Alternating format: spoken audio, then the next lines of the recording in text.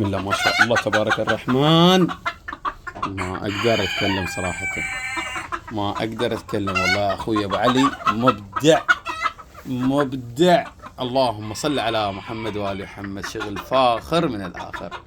انا قاعد اشلح بحلاله بس.